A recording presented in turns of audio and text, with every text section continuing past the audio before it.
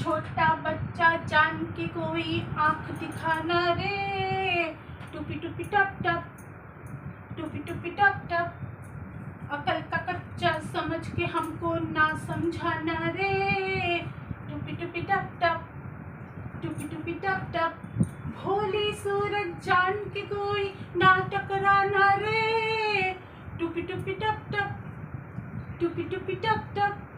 হ্যাঁ, বাচ্চাদের খোলা ভালা চেহারা দেখে তাদেরকে কিন্তু কম ইন্টেলিজেন্ট মানাটা কিন্তু মোটেই কিন্তু উচিত কাজ নয়।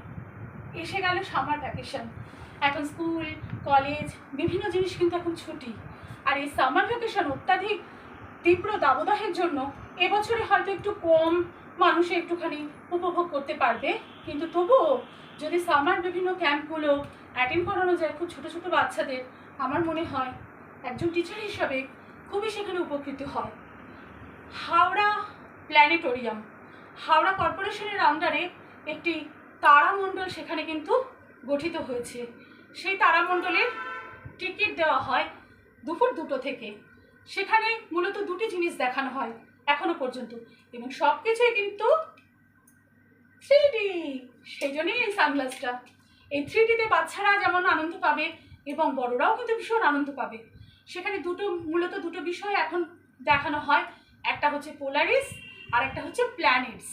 প্ল্যানেটসটা দেখানো হয় 3টে থেকে দুপুরবেলা, এই 3টে থেকে দেখানো হয় সেটা হচ্ছে ইংলিশে, আর 5টা 45 থেকে দেখানো হয় বাংলাটা, আর পোলারিসটা দেখানো হয় বিকেল 4টে থেকে, সেটা হয় হিন্দি, আর বিকেল 5টা থেকে যেটা দেখানো হয় সেটা হয় বাংলা। তাই আর দেরি না করে বাচ্চাদেরকে কিন্তু নিয়ে যান প্ল্যানেটোরিয়াম দেখাতে। ঠিক কোথায়?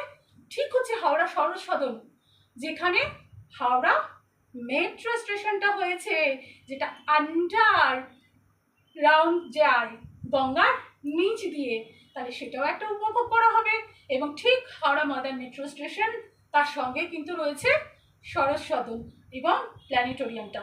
ওদের ইচ্ছা হচ্ছে এরপরে আরও ভীষণভাবে বড় করে প্ল্যানেটোরিয়ামটা তৈরি করবে, কিন্তু ছোট্ট ছোট্ট বাচ্চা এবং আমাদের মতনও যারা আকাশের তারাঠারা নিয়ে পড়াশুনো করি, তারাও কিন্তু এই সমস্ত জিনিসগুলো দেখলে ভীষণ ভালো লাগবে তাদের। আর টিকিটের মূল্য হচ্ছে বড়দের জন্য 120 টাকা, আর ক্লাস 12 পর্যন্ত হচ্ছে 70 টাকা। এবার যদি কোনো কোচিং সেন্টার বা যদি কোনো 50 জন মতন কোথাও স্কুল থেকে বা কিছু থেকে যদি অ্যারেঞ্জ করা হয়, তখন কিন্তু তাদের জন্য বিশেষ কনসেশন থাকবে। কেন আমি বললাম বিশেষ করে তারামণ্ডলটা যাবার কথা, তার কারণটা হচ্ছে প্রথমত এটা আমার সাবজেক্ট বলে যে বলছি তা কিন্তু নয়।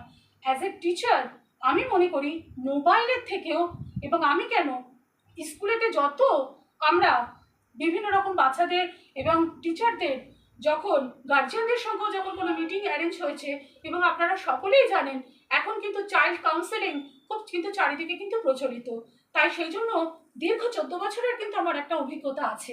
সেই থেকে কিন্তু আজকে আমি এইটুকুনি বলতে পারি যে মোবাইলে যে আপনারা যে গেমগুলো বাচ্চাদেরকে খেলতে দেন, কিছু করতে দেন, তা কিন্তু করবেন না।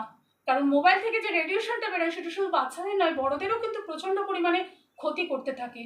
আর বাচ্চারা তাদের নিজের যে ইমাজিনেশন, নিজেদের যে যা কিছু একটা ক্রিয়েটিভিটি আছে, সেগুলো কিন্তু বিভিন্ন রকমভাবে দেখবেন এক একজনের কিন্তু এক এক দিকে ইন্টারেস্ট থাকে।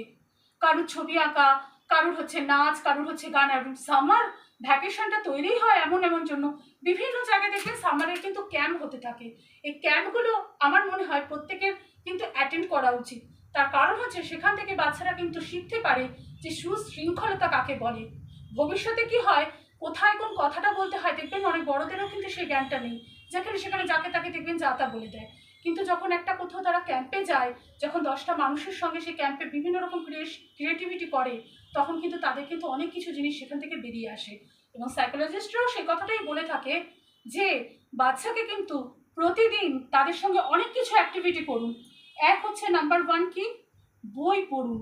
বাচ্চাদের সঙ্গে বসে প্রচুর পড়ার বই পড়ুন, তাদেরকে ছোটোবেলা থেকে পড়ার হ্যাবিটটা তৈরি করে নিয়ে আসুন। আপনি যখনই তাদের সঙ্গে মজার ছলে বই পড়বেন, তখন কী হবে, তাদের নিজস্ব স্কিল কিন্তু অনেক দিক থেকে ডেভেলপ হবে। নাম্বার 2 কি, একসঙ্গে বসে খাওয়া দাওয়া করুন। বাড়িতে অনেক সদস্য থাকলে তো ভীষণ ভালো কথা, যদি তারা না থেকে থাকে তাহলে তাকে শেয়ারিং শেখান। বড্ড আত্মকেন্দ্রিক হয়ে যায়, কিন্তু সেই জিনিসটা কিন্তু মোটেই ভালো নয়। শেয়ার করতে শেখান মানুষের সাথে, যে একটা খাবারের মূল্য সেটাও কিন্তু অনেক বেশি, সে মূল্য জিনিসটা কিন্তু বোঝাচ্ছেন না, খালি বোঝাচ্ছেন টাকা থাকছে তো তোমাকে ভাই সব করে দেবো। এটা কিন্তু হয় না, স্টেজে মারা বিদ্যা কিন্তু কোনোদিন কোনো কাজে আসে না, বিদ্যাটা কিন্তু যথার্থভাবে শিখতে হয়। তাই সুশিক্ষিত যেমন হওয়া উচিত তেমনি বাচ্চাকে স্বশিক্ষিতও করা উচিত। আরেকটা কি কাজ করতে হয়, একসঙ্গে ছোট হয়ে যান, ছোট হয়ে গিয়ে কিন্তু খেলাধুলো করুন প্রতিদিন, একটুখানি টাইম হলেও বাচ্চাদের সাথে কিন্তু একটু খেলুন, তাহলে কি হবে, তারাও কিন্তু আপনার অনেক কাছাকাছি আসবে, কাছাকাছি আসলেই দেখবে তখন তাদের সাথে অনেক ভালো লাগবে এবং আপনাকে এগুলো করতে হবে। আরও একটা কারণের জন্য আমি আজকে প্ল্যানেটোরিয়ামের কথাটা বললাম, তার কারণ হচ্ছে ভীষণ গর্ব হচ্ছে আজকে নিজে পশ্চিমবঙ্গবাসী হিসাবে এবং আমারই সাবজেক্ট হিসাবে, সঞ্চয়ন সরকার, যার নামটা না বললেই নয়, আরামবাগে থাকে। কত বছর বয়স জানেন তার? 9 বছর, 9.5 বছর বয়স এখন তার। সে কিন্তু এখন নাসার সিটিজেন সায়েন্টিস্ট, ভাবতে পারছেন? সে কিন্তু ভীষণ পয়সাওয়ালা বাড়ির, কানে শোনা, গলায় শোনাওয়ালা মানুষের জন্য নয়। আই এম ভেরি সরি, আমি কিন্তু কাউকে ঠুকে কথাটা বলছি না।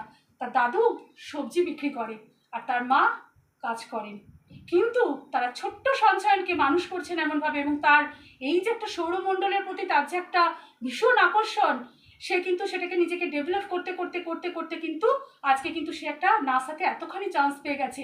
এবং অক্টোবর মাসে যে বৃহস্পতির যে উপগ্রহ ইউরোপাতে যে মহাকাশ যানটা যাবে, তাতে মাইক্রোচিপে কিন্তু নাসার সায়েন্টিস্ট হিসাবে আমাদের ছোট্ট সঞ্চয়নের নামটা কিন্তু লেখা থাকবে, যেটার জন্য আজকে গর্বে বুকটা ফুলে যাচ্ছে। তাই বাচ্চাদেরকে শেখান, কার ক্রিয়েটিভিটি কোন দিকে যায় কেউ কিন্তু সেটা বলতে পারে না, ভবিষ্যতে কে কী হবে। তাই সোনার চামচ মুখে দিয়ে জন্মানোও যেমন পাপ নয়, তেমনি গরিব ঘরে জন্মালেও কিন্তু তাকে ধরে অবহেলা করাটাও কিন্তু কোনো কাজের কথা নয়। আরেকটা কথা, যদি পারেন মানুষকে একটু সাহায্য করবার চেষ্টা করবেন। আমি বারবার এই সমস্ত কথাগুলো ভিডিওতে বলি, অনেকে ভাববে হয়তো কত জ্ঞান তোমার, আমার জ্ঞান নয়, আমি আমার নিজের বাস্তব অভিজ্ঞতাগুলোকে বলি, বাস্তব অভিজ্ঞতাগুলোকে। কেউ যদি এসে আমার সঙ্গে চ্যালেঞ্জ করতে চান করতে পারেন, এসে আমি কোথায় কোথায় কী কী কাজ করি আমি দেখিয়ে দিতে পারি। আর এটাও হয়তো বলতে পারেন তোমার নিজের বাচ্চা কাচ্চা নেই, তুমি এসে বাচ্চাদের সম্পর্কে জ্ঞান দিচ্ছ, আপনারা হয়তো ভুল করছেন। 5খানা স্কুলের টিচার আমি, ক্লাস 12 পর্যন্ত 5খানা স্কুলের প্রত্যেকটি স্টুডেন্ট কিন্তু আমার নিজের সন্তান, এবং আমি দীর্ঘ 14 বছর মাথা উঁচু করে সেখানে কাজ করেছি। কেউ যদি আসতে চান সমস্ত স্কুলগুলো দেখিয়ে দেবো। আর আমি নিজে ঢাকুরিয়া স্কাই ওয়াচিং সেন্টারের কিন্তু একজন মেম্বার। আজকে আমার বিয়ে হয়ে যাওয়ার পর থেকে একটু আমার কাজকর্ম বন্ধ হয়েছে, বাট আমি তো থেমে থাকবো না, নিশ্চয়ই করবো। একটুকুনি পার্টিসিপেশন হলেও আমার কিন্তু কিছু ক্রিয়েটিভিটি থাকবে। আরেকটা কথা, মনোসংযোগ মানুষের, যে কোনো মানুষের, বাচ্চা হোক বা বড় হোক, তাদের মনোসংযোগ আসার জন্য কী কী কাজ করতে লাগে আপনারা নিশ্চয়ই হয়তো সব জানেন। প্রথম কথা হচ্ছে খেলাধুলো। খেলাধুলো ছাড়া কিন্তু কোনোদিন কোনো মানুষের কিন্তু কোনো রকম ক্রিয়েশন আসে না। তাই বলে সেটা মোবাইলের গেম কখনোই নয়, যে কোনো একটা অ্যাক্টিভিটি করতে হবে তাদেরকে। দ্বিতীয় কথা, কেউ হয়তো ছবি আঁকতে পারে, আপনারা হয়তো জানেন না যে ছবি আঁকা কিন্তু একটা ভীষণ কনসেন্ট্রেশনের কাজ। একটা রূপ সার্কেল করুন, ছোট্ট কুচু কুচু বাচ্চাদেরকেও শেখাতে পারেন। সার্কেলের মধ্যে লাল ডট দিয়ে সেগুলোকে ফিল আপ করান, এবং বা রেক্ট্যাঙ্গেল করান, সেই রেক্ট্যাঙ্গেলগুলোকে ফিল আপ করুন, দেখবেন অনেক ভালো হবে। এতে কি হবে, মনোসংযোগ বৃদ্ধি পাবে, বিভিন্ন রকমের মানুষের কনসেন্ট্রেশন বৃদ্ধি পাবে। তাতে কি হবে, তাদের সমস্ত ব্যাপারেতে কিন্তু পড়াশুনো, লেখাপড়া, নিজস্ব ক্রিয়েটিভিটি সব দিকে কিন্তু তারা উন্নতি হবে। তাই আবারও প্রত্যেককে বলছি, বিভিন্ন রকম সামার ক্যাম্পগুলো অ্যাটেন্ড করুন।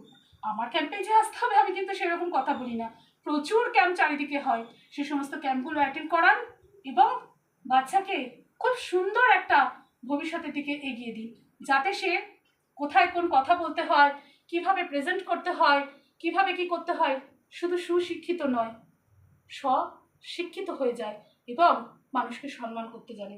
নমস্কার।